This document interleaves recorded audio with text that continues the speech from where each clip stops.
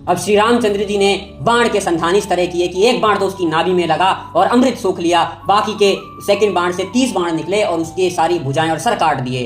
अब उसका शरीर सिर्फ धड़ धड़ रह गया और वो इधर उधर भागने दौड़ने आउट ऑफ कंट्रोल होने लगा, सब डरने लगे। तो रामचंद्र जी ने एक बाण से उसके 2 टुकड़े कर दिए, उसके सिर उड़ के सीधा वहां पहुंचे जहां मंदोदरी जी थी और बाण वापस रामचंद्र जी के तरकश में पहुंच गए। जब रावण मरने लगा था तो उसके मुंह से निकला, राम कहाँ हैं, मैं उन्हीं के हाथों मरूं।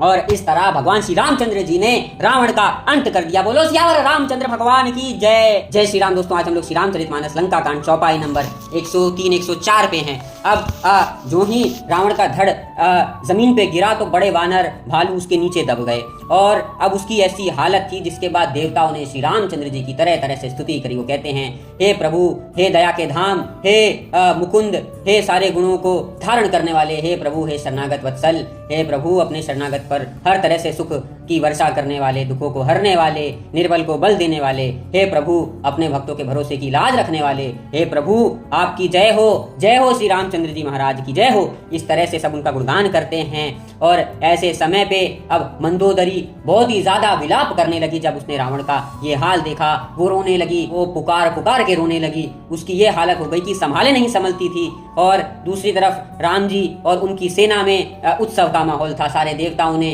अपने आप को मुक्त जाना कि उनकी प्रार्थना स्वीकार हो गई है। प्रभु ने उनकी बात मानी और उनके लिए रावण का अंत कर दिया। और मंदोदरी विलाप करते हुए उसको, जो वहाँ की स्त्रियां हैं, रावण के पास लेकर आती हैं और ऐसे में तरह तरह से रावण के प्रताप की, उसकी महिमा का, उसकी वीरता का गान करते हुए कहती है कि कौन देवता, कौन इस संसार में ऐसा था जिसको तुमने नहीं मारा, जिसको तुमने अपने वश में नहीं किया, फिर भी आज तुम यहाँ पड़े हो ऐसे अनाथों की तरह। तो ये तुम्हारे कर्मों का ही फल है। तुमने उनको नहीं जाना जिनको ब्रह्मा जी, शिव जी स्वयं नमन करते हैं मनुष्य रूप में आकर के, उन्होंने तुम्हारा संहार किया।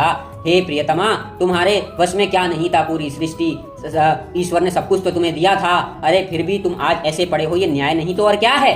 और ऐसे में भी जब तुमने इतना बड़ा पाप किया तो रामचंद्र जी ने तुम्हें अपना धाम दिया। ये बताता है कि उनकी कृपा कैसी है, उनका कोमल हृदय कैसा है। और ऐसे में अब मैं उनको शत शत नमन करती हूँ।